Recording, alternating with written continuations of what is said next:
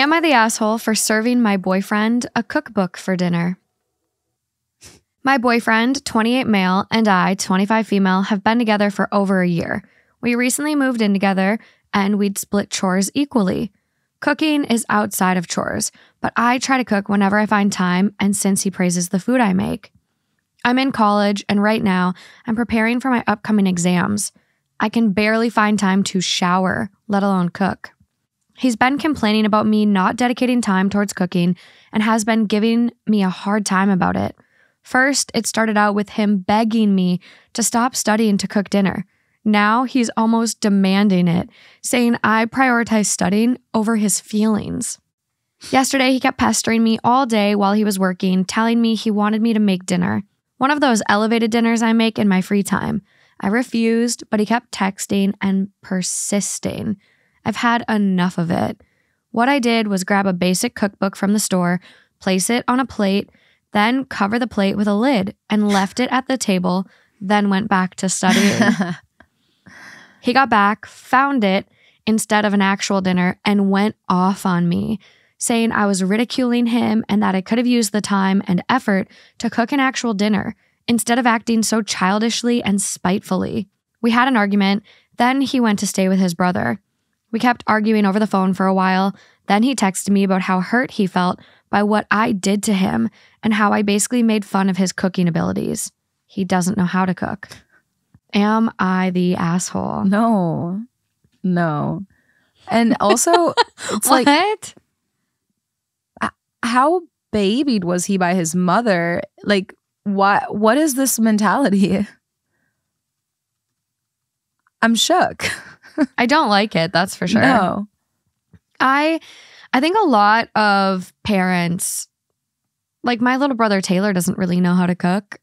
And I love the kid, but like, sorry, Taylor, like he doesn't really cook his own stuff. Mm-hmm. And it's just coddling. Like I think a lot of people are like, no, I want to do this for my kid because it's an act of love. But you don't realize like, hey, you're setting your kid up to be a little incompetent. I think a good thing to do, and I would have loved if my parents did this with me more often when I was younger, but to cook with your kids. Yeah. I think that would be really helpful. Just like we've talked about this before in another episode where when you're in a relationship, I think it's really important to sometimes check yourself and think, what would I do without them? You know what I mean? Like, what would he do if they broke up? Like, so would he starve? What would you do? Would you starve yourself? Yeah. Like, and so it's just like, or if it's not takeout, it's him finally having to muscle up and like read a cookbook and like she did for him. She put the cookbook there. Yeah. And just give it a go. It might suck. Give it a go. Just follow the instructions. It blows my mind when people expect other people to like take care of them and like so aggressively. Like when we're in a partnership, of course, like we want to be able to like meet halfway and help each other out and do things for each other. But it's like, it gets to a point where when those expectations are so causing like this rift now in their relationship, it's just kind of like take a step back and think about what would you do without them? Why are you expecting them to take care of you? Well, it's also like she's in school. Exactly. Like she is in the midst of studying for finals and he is so pathetic that he can't find a way to eat on his own for a night while she's studying, grinding, working her ass off to better her future, her career, education, all this. And it's like, what did you do before her? Exactly. And it's kind of the same question. Like, what would you do without me? Like, would you be able to survive? And it's like, pretend I'm not here. Yeah. Like, pretend I'm not here. And it's so annoying to me because I keep seeing this on TikTok, especially right now. And the amount of like weaponized, purposeful incompetence lately is driving me crazy. There's this TikTok of this mom going around. And these women, like, they put these TikToks out there exposing their partners. And it's like, what the fuck did you think was going to happen? And so it's this woman with 3 kids and everyone in the house is sick. Like, she's kind of sick. Her husband's sick, all this stuff. And she like TikToks going into a room. He's in the guest bedroom sleeping. Meanwhile, she's dealing with being sick and caring for 3 kids. And it's like, why doesn't she get a break?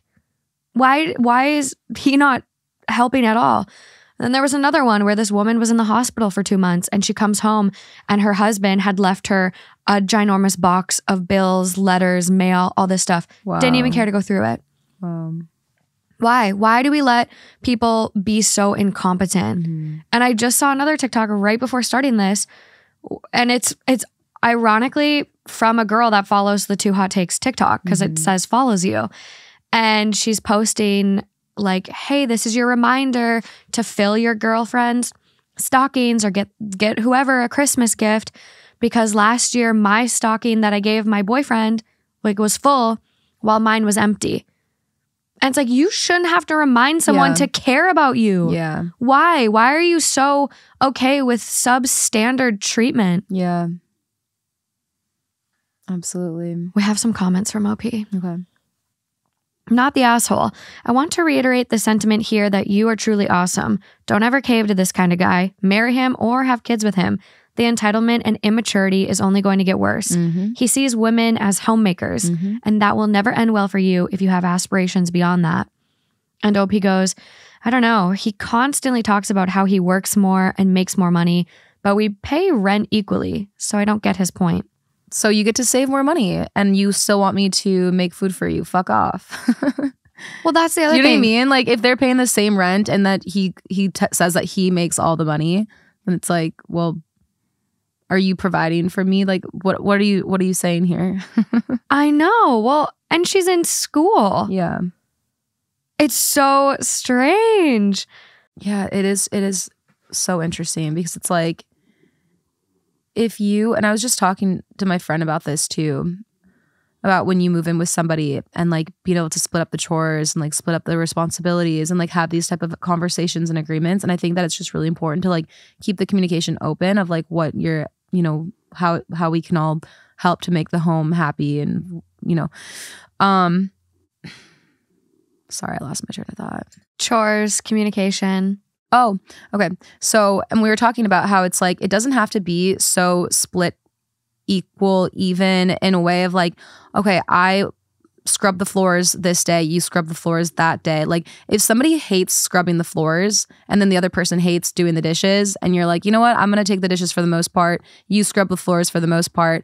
And then it's like, but at the same time, we still clean up after ourselves. Like having those type of communication, like conversations, I think are really important. And so it's, I don't know if this guy went into this relationship thinking like, okay, well, if I pay for all of us, like us going out to eat for dinner, then she'll cook me food. I don't know if that's like a conversation he had in his head and just didn't say it out loud or like what's going on here. But that is just so important when you move in with somebody to really kind of nail out what makes sense for the both of you. And what's really annoying about this situation too is like how upset he was with her reaction. Sure, you can call it petty, but at the same time, he's like gaslighting her into like making her feel so like as if she's doing something so wrong, as if she's so crazy, like as if like, I can't believe you, like you hurt me, and not taking a step back and being like, okay, what was my part in this? All I did was not cook one meal. Yeah. Literally. Right. And that's what a comment says. Like a comment goes, not the asshole, he's nearly 30. And it is not at all unreasonable for him to at least be able to feed himself something, cooked or not, when you have a lot to do. It would be nice if he could occasionally prepare food for you when you have so much going on too. I don't personally see the cookbook thing as ridicule, even though I guess I get why he'd take it that way. If it was me, that would be a not so gentle reminder that perhaps he too could figure out a way to throw a few ingredients together.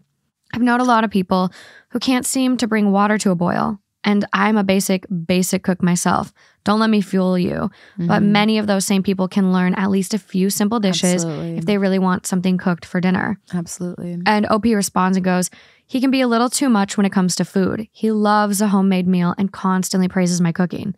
Yeah, because he doesn't want to fucking cook. And then they go, edit. This is the commenter. It is also extremely weird to me that he has decided to try to guilt trip you by saying that not cooking him dinner because you are busy studying is somehow ignoring his feelings. Yeah. That doesn't really make any sense. And to me, it only serves as some way to make you feel like you are neglectful of the relationship itself because you're not cooking for him when you need to study during a busy time. It's not as though you are out there cooking a 4-course meal for one and ignoring him. Yeah. And something that popped into my head when you're talking about communication, there's like that's something we've preached on this show for so long. Like, communicate, like just talk to your partner, communicate. But there's another part of that we kind of haven't really touched on, and it's comprehension. And it's like, do you have the ability to understand what I'm communicating to you? Because he lacks the comprehension. Yes. She's communicated so clearly, I'm studying. I don't have time to cook for you. And yet he badgers her. He pesters her. He's now guilt tripping her, gaslighting her. He's not getting the comprehension part. So That's I think, so well said. I think that's like another part of like relationships we really need to consider is like, are you comprehending what I'm saying? Oh, yeah. And like, you can check for comprehension. You can be like, hey, you know, could you just like repeat how you interpreted what I just said to you? Yeah. Because like, I just want to make sure we're on the same page. Absolutely. That's such a good point that you bring up, because there's been, I was in a relationship once where it was the most infuriating thing. I can't even explain. I felt like I was losing my mind because I'm like, whatever I say, I feel like it's hitting a brick wall and bouncing right back at me and nothing's happening. And it's just like, I'm like, am I even talking to a human right now? Like, who am I talking to? I'm talking to myself. Like, nothing is getting through. Nothing. It was so fucking infuriating. It made me lose my mind. I was like, and so I think that it gets to a point where it's like you said, that's a really great way to handle it. Like, could you please repeat to me like what you heard me say?